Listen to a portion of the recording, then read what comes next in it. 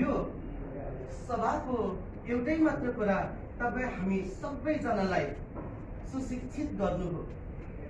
देश विकास तब मात्र हुँदो रहेछ जब देशमा उद्योग धन्दा कल कारखानाहरू देशमा उत्पादनहरू हामी बढाउँछौँ र त्यो उत्पादनलाई जब हामी विश्व बजारमा पुर्याउँछौँ।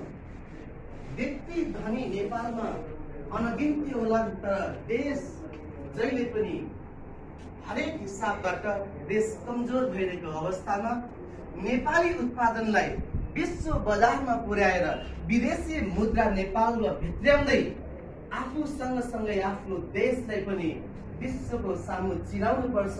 नेपाल आमालाई पनि यो देशलाई पनि हामी संसारमा एउटा विकासशील देशको रूपमा चिनाउनु पर्छ भन्ने उद्देश्य र परिकल्पना साथ खोलेको यो कम्पनीको आजको जुन हाम्रो सेमिनार छ OPMS open plan show with motivational seminar, यो तालिममा पाल्नुहुने तपाईँ सम्पूर्ण आत्मीय जनहरूमा म व्यक्तिगत तर्फबाट र कम्पनीको बिजनेस स्कुल डिपार्टमेन्टको तर्फबाट हार्दिक शुभकामना तथा सुस्वागतम व्यक्त गर्दै मेरा शब्दहरूलाई अहिलेको लागि यही बिट मान्न चाहन्छु। हस्त नमस्कार।